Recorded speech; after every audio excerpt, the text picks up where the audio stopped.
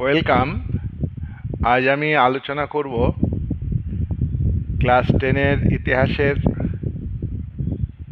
অহিংস অসহযোগ আন্দোলনের সময় ভারতে যে ব্রিটিশ বিরোধী কৃষক আন্দোলন সংগঠিত হয় সে বিষয়ে। আমরা ইতিপূর্বে জেনেছি যে ভারতবর্ষে বিভিন্ন দিক থেকে ব্রিটিশ উপনিবেশিক শক্তি, ব্রিটিশ সাম্রাজ্যবাদী শক্তির বিরুদ্ধে আন্দোলন সংগঠিত হয়েছে। তোমরা জানো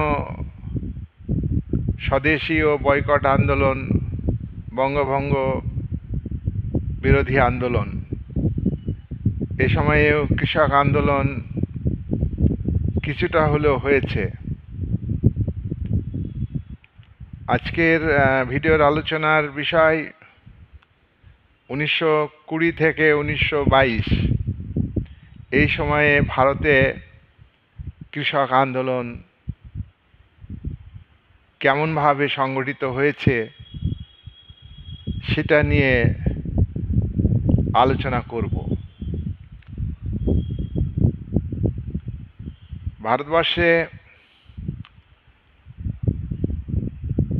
ব্রিটিশ সরকারের ভূমি বন্দোবস্তের ফলে ভারতে জমিদারি প্রথা, জোতদারি প্রথা চালু হয়েছে। জমিদার, জোতদার, তার সঙ্গে কোম্পানি সরকারের আমলে কোম্পানি সরকার, মহাজন, সুদখোর মহাজন, এরা কৃষকদের উপরে নানাভাবে শোষণ করেছে এবং অত্যাচার করেছে। 1919 থেকে গান্ধীজির নেতৃত্বে কংগ্রেস পরিচালিত হয়েছে। 1919 সালে মুসলিম সম্প্রদায়ের নেতৃত্বে খিলাফত আন্দোলন সংগঠিত হয়েছে এবং গান্ধীজি কংগ্রেস ও খিলাফত কমিটির যৌথ উদ্যোগে ভারতে আন্দোলন সংগঠিত করবার উদ্যোগ নিয়েছেন। ঠিক এরকম একটা পরিস্থিতিতে কৃষক আন্দোলন সংগঠিত হয়েছে। তাহলে দেখছি যে জমিদারদের বিরুদ্ধে, ইংরেজ সরকারের বিরুদ্ধে আন্দোলন সংগঠিত হয়েছে। ইংরেজ সরকারের কাছ থেকে জমিদাররা স্বত্ব পেয়েছে, জমিতে তারা অধিকার পেয়েছে। সেই অধিকারের মধ্য দিয়ে কৃষকদের তারা শোষণ এবং অত্যাচার করেছে। গান্ধীজি কংগ্রেসের নেতা শওকত আলী,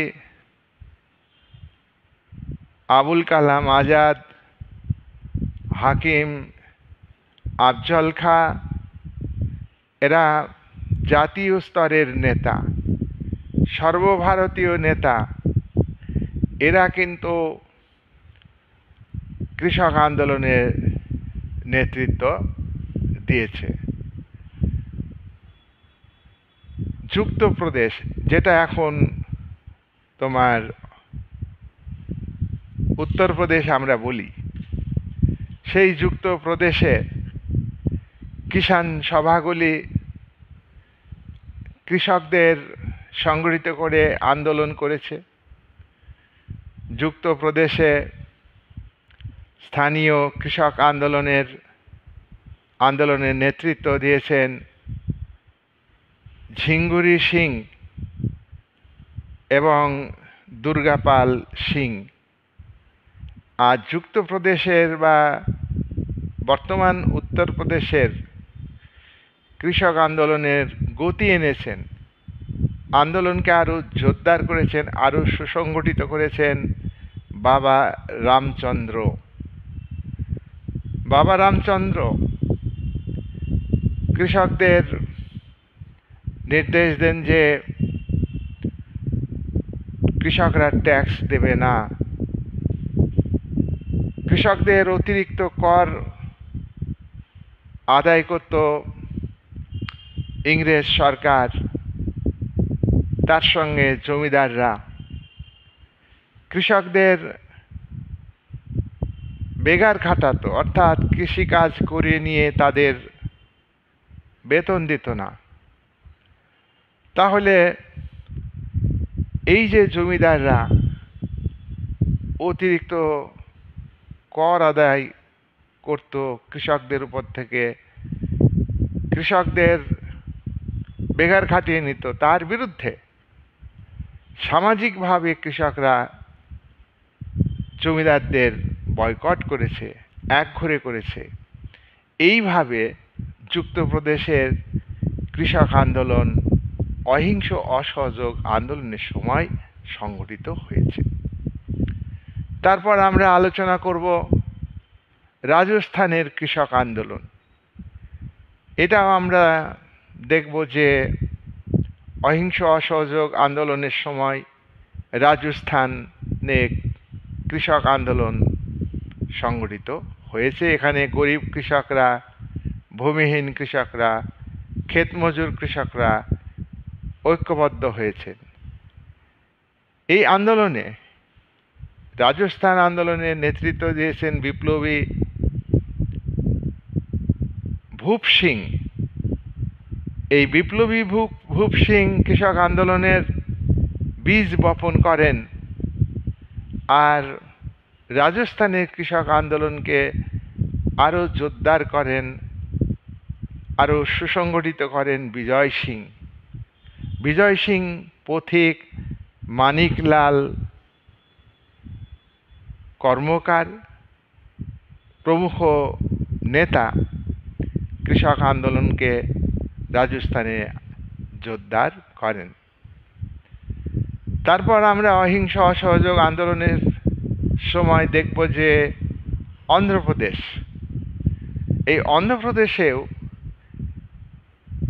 বিরাট কৃষক আন্দোলন সংগঠিত হয়েছে। অন্ধ্রপ্রদেশে যে ব্যাপক কৃষক আন্দোলন হয়েছে সেটা গোদাবরী অঞ্চলে।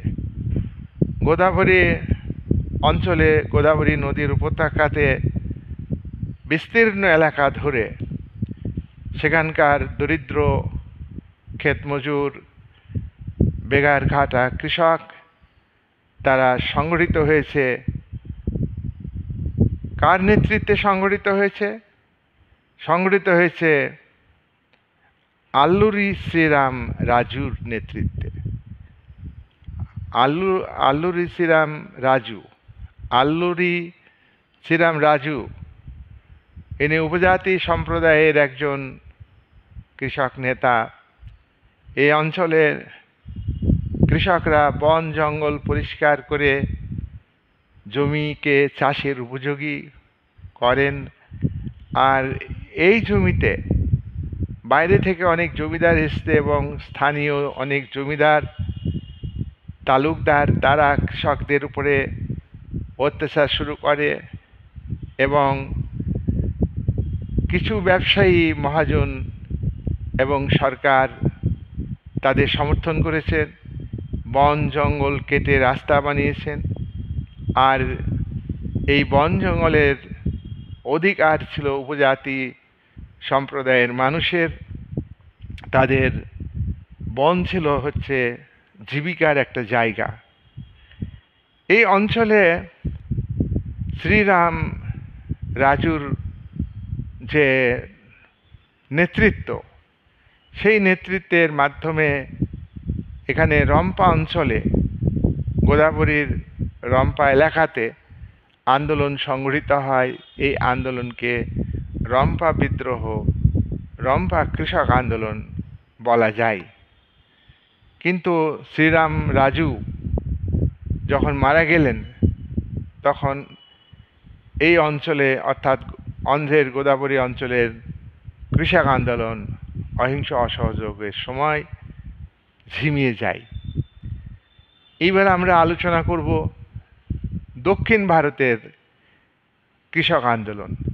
দক্ষিণ ভারতের সমুদ্রের মালাবার উপকূলে ব্যাপক কৃষক আন্দোলন সংগঠিত হয়েছে।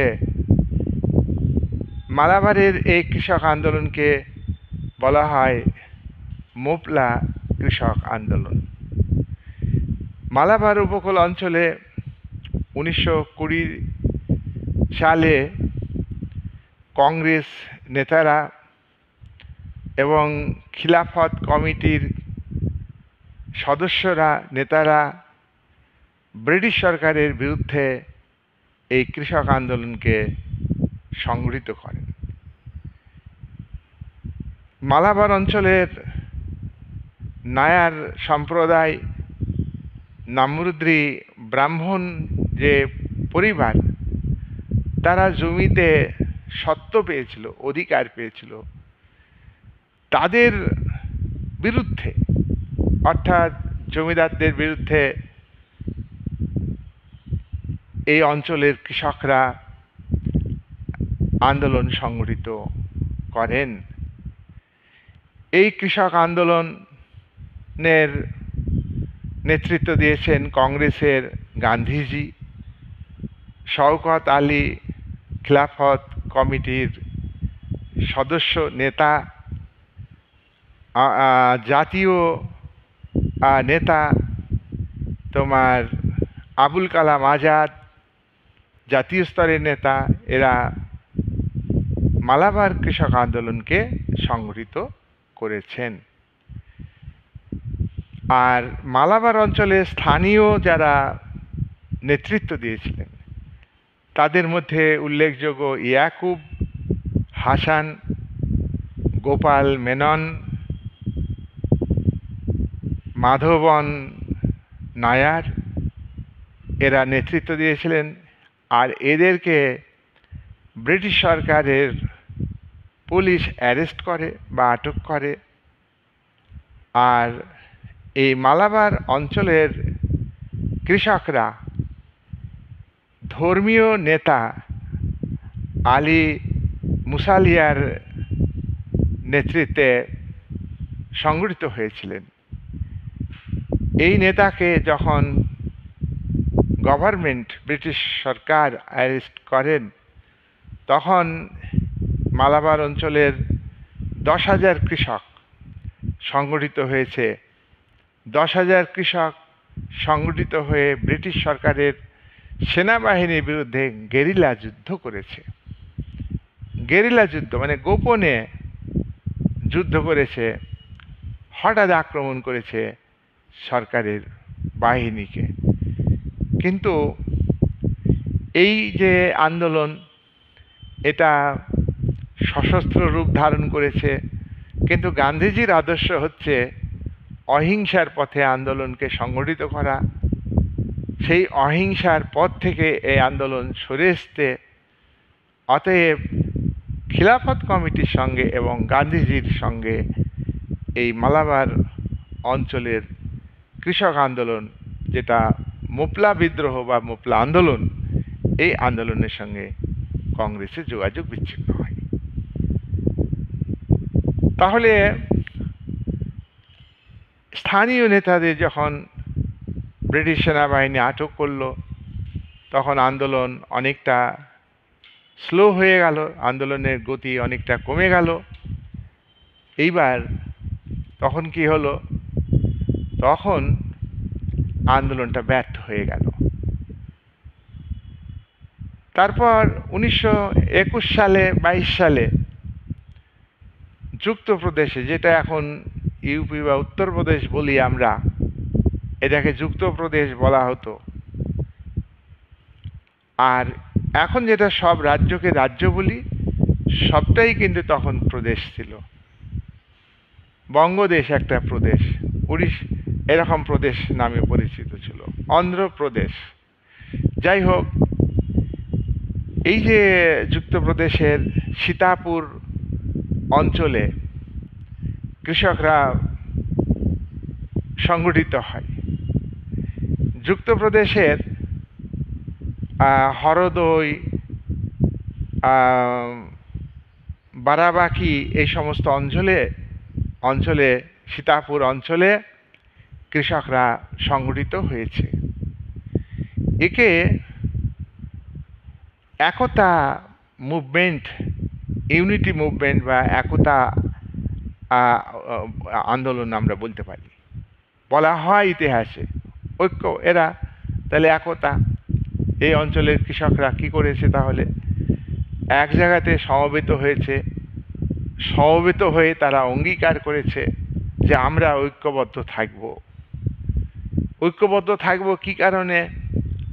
ব্রিটিশ সরকার নথিভুক্ত যে কর, খাতায় লেখা আছে এই হারে কর দিতে হবে, সেই নথিভুক্ত করের বাইরে মানে আরও বেশি কর, 50% কর বৃদ্ধি করে এই অঞ্চলের কৃষকদের উপরে। যুক্তপ্রদেশের যে অঞ্চলগুলির কথা বললাম, হরদই, বারাবাঁকি, তোমার সীতাপুর, এইসব অঞ্চলের কৃষকদের উপরে অতিরিক্ত ট্যাক্স। আর তার পাশাপাশি যারা ঠিকাদার ট্যাক্স আদায়ের জন্য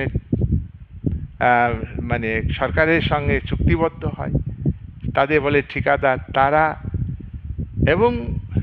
এবং তাদের কর্মচারীরা কৃষকদের উপরে জুলুম করে, অত্যাচার করে। এই সময়ে কংগ্রেসের নেতৃত্ব এবং খিলাফত কমিটির নেতৃত্ব, আমরা আগেই বলেছি যে ভারতে জাতীয় আন্দোলনকে মজবুত করবার জন্য তোমার খিলাফত কমিটি এবং কংগ্রেস যৌথভাবে আন্দোলন পরিচালনা করেছে। আমরা এক্ষেত্রে কৃষক আন্দোলনের ক্ষেত্রে দেখছি যৌথভাবে তারা অঙ্গীকার করেছে এই একতা আন্দোলনকে পরিচালনা করব।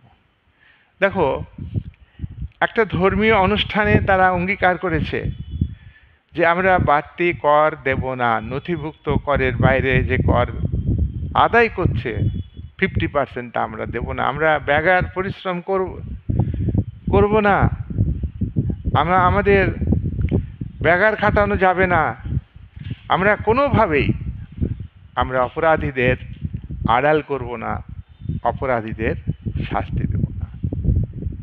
তাহলে বুঝতে পারছো এখানকার কৃষকরা কিভাবে আন্দোলন করেছে।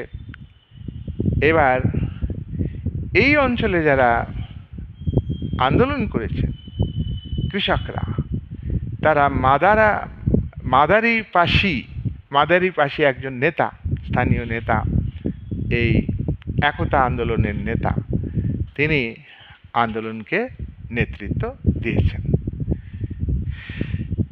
তাহলে আমরা দেখছি যে আমাদের একটা কথা মনে রাখতে হবে, অজ্ঞ অসচেতন অনেক কৃষক তারা অত্যাচার নিপীড়ন সহ্য করতে না পেরে বা তাদের উপর যখন মারধর করছে ব্রিটিশ বাহিনী, পুলিশ, তখন পাল্টা তারা অনেক সময় আঘাত করেছে।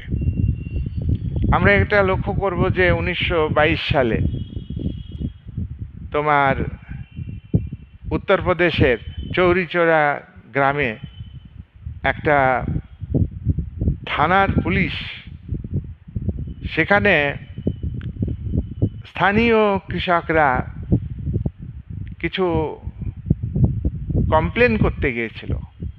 কমপ্লেনটা কি?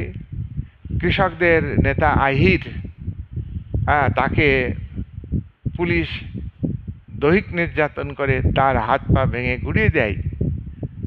তখন কৃষকরা সংগঠিত হয়ে থানায় গিয়ে আবেদন করেছিল যে অফিসার ভগবান নামে পরিচিত, খুব কৃষকদের উপকার করতেন, তিনি এই আহিরকে যে মেরেছে সেই অফিসারকে বরখাস্ত করতে হবে এবং শাস্তি দিতে হবে, এই বলে তারা নিরস্ত্রভাবে এই আবেদনটা করতে গিয়েছিল।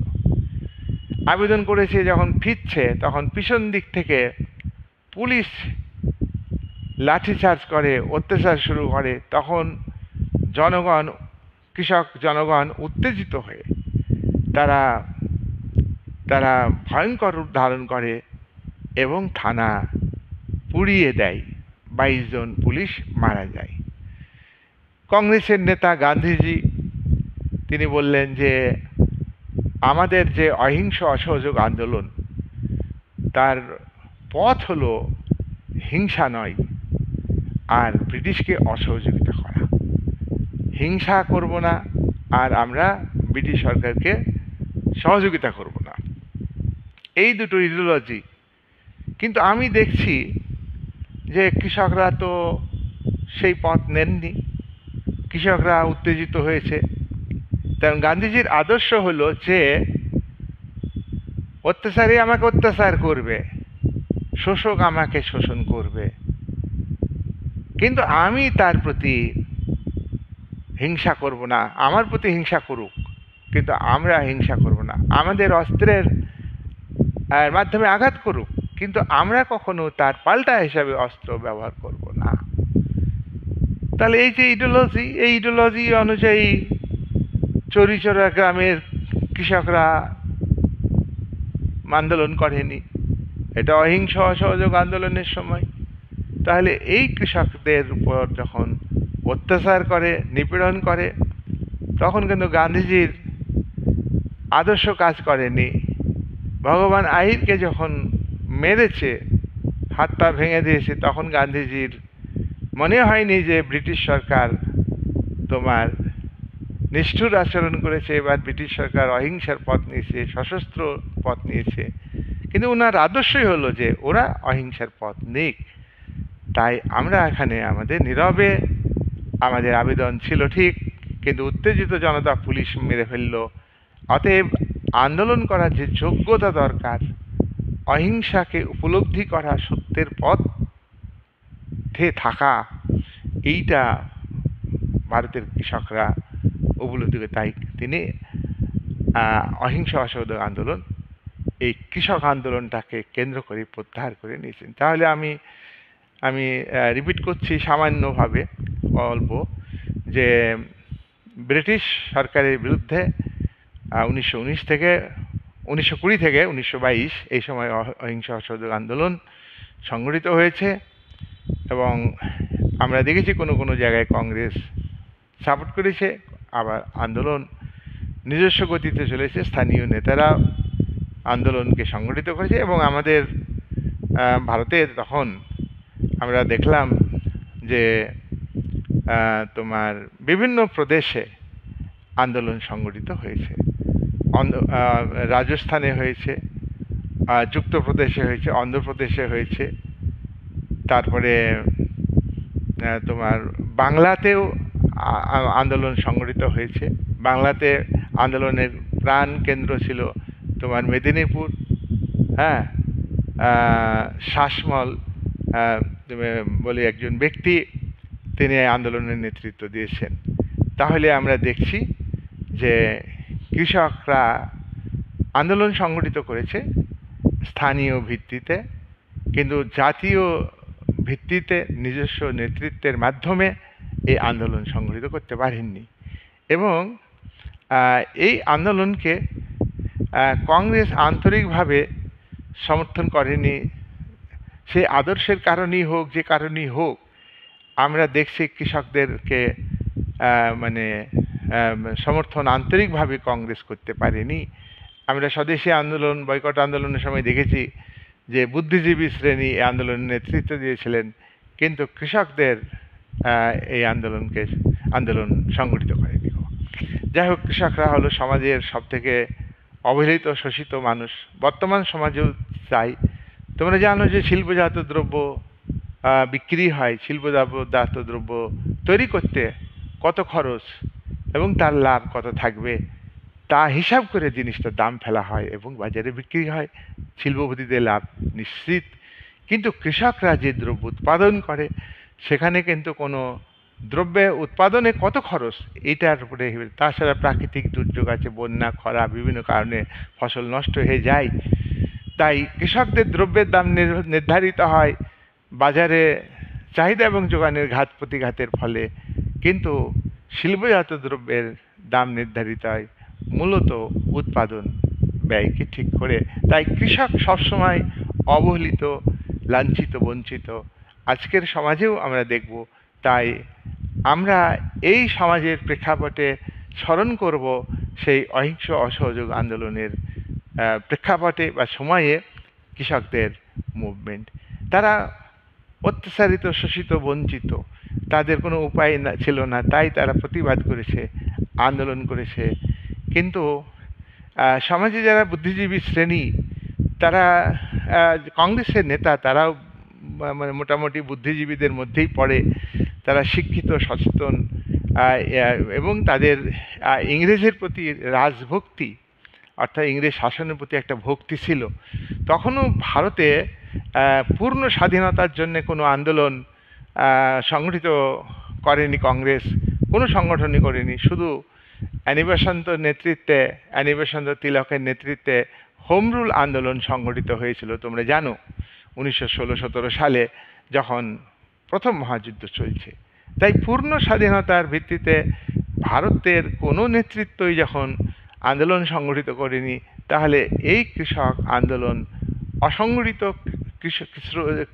কৃষক শ্রেণী, তারা যে মানে সংগঠিত আন্দোলন করবে সাম্রাজ্যবাদ বিরোধী এবং স্বাধীনতার জন্যে, এটা আমরা আশা করি না। কিন্তু সেই প্রেক্ষাপটে এই আন্দোলন কিন্তু তাৎপর্যপূর্ণ এবং ব্রিটিশ সরকারকে কিছুটা হলেও ভাবিয়ে তুলেছিল। এই বলে আজকের ভিডিও আমি শেষ করছি। তোমরা আমার চ্যানেলকে সাবস্ক্রাইব করবে, শেয়ার করবে এবং লাইক করবে। ভিডিও দেখবে ভালো করে, পারলে কিছু কিছু নাম খাতায় লিখে নেবে। ক্লাস 10-এ এটা খুবই গুরুত্বপূর্ণ, উপর ক্লাসেও লাগবে, ইউপিএসসি এক্সামে লাগবে, বিএ ক্লাসেও পরে আছে। এগুলো সার্বজনীন বিষয়, খুবই গুরুত্বপূর্ণ।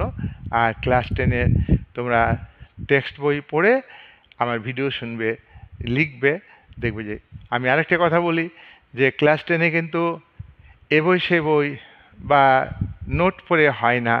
মানে এখন যে কোশ্চেনগুলো হচ্ছে পুরো টেক্সট ফলো করে কোশ্চেন হয়, সেখানে আমরা মনে করি যে কোশ্চেন বাইরে থেকে আসছে, কিন্তু সহায়িকা বই অনেক ভুল থাকে। সুতরাং টেক্সট পড়বে।